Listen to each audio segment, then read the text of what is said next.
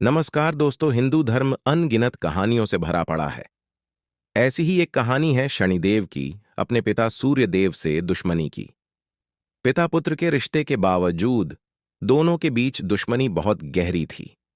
आइए जानें इस पौराणिक कथा के पीछे की कहानी और सूर्य और शनिदेव अपने रिश्ते के बावजूद इतने कट्टर दुश्मन क्यों बन गए। शनिदेव का नाम सुनते ही लोगों के मन में सबसे पहले डर का भाव आता है।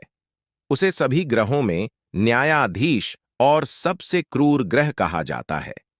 हिंदू धर्म में इन्हें व्यक्ति के कर्मों के अनुसार फल देने वाला देवता कहा गया है। अतः संसार की दंड व्यवस्था शनि महाराज के ही हाथ में है। शनि अमावस्या के दिन लोग शाम को सूर्यास्त के बाद शनिदेव को सरसों के तेल का दीपक चढ़ाते हैं और उनसे प्रार्थना करते हैं कि वे उन पर अपनी कृपा बनाए रखें। हम जो भी कर्म करते हैं उसका फल वह हमें देते हैं। अच्छे काम पर आशीर्वाद और बुरे काम पर सजा।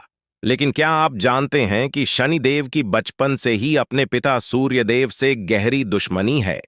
आइए जानते हैं इस पिता पुत्र की दुश्मनी के पीछे की कहानी। सूर्यदेव और शनिदेव के बीच पिता पुत्र का रिश्ता होने के बावजूद दोनों के बीच कभी रिश्ता क्यों नहीं बना? दोनों एक दूसरे के इतने कट्टर विरोधी कैसे हो गए? काशीखंड में वर्णित कथा के अनुसार भगवान विश्वकर्मा की पुत्री संध्या का विवाह ग्रहों के राजा सूर्यदेव से हुआ था। संपूर्ण जगत को प्रकाश देने वाले सूर्यदेव का तेज इतना अधिक था कि उनकी पत्नी भी उस तेज से भयभीत हो जाती थीं। विवाह के कुछ समय बाद सूर्यदेव और संध्या के 3 बच्चे हुए, जिनके नाम मनु, यमराज और यमुना थे। पौराणिक मान्यता के अनुसार शनिदेव सूर्यदेव के पुत्र हैं। सूर्यदेव का विवाह संध्या देवी से हुआ था। एक दिन उसके पास से यमराज और यमुना देवी प्रकट हुए। सूर्यदेव के तेज से संध्या देवी ने अपना छाया रूप प्रकट किया और उसे सूर्यदेव की सेवा में नियुक्त कर दिया। 3 बच्चों की मां बनने के बाद भी उनका अपने पति सूर्यदेव के तेज से डर कम नहीं हुआ।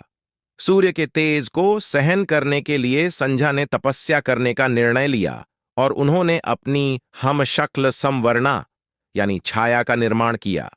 तब संध्या ने अपने बच्चों की देखभाल की जिम्मेदारी स्वयं छाया को सौंप दी और अपने पिता के घर चली गई।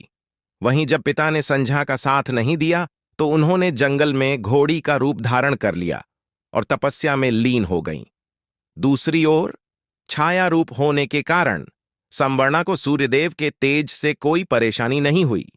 पौराणिक मान्यताओं के अनुसार जब शनिदेव छाया के गर्भ में थे तब छाया ने भगवान शिव की इतनी कठोर तपस्या की कि उन्हें खाने पीने की भी सुध नहीं रही। तपस्या के दौरान भूख प्यास, धूप और गर्मी का प्रभाव छाया के गर्भ में स्थित शनि पर भी पड़ा और उनका रंग काला हो गया।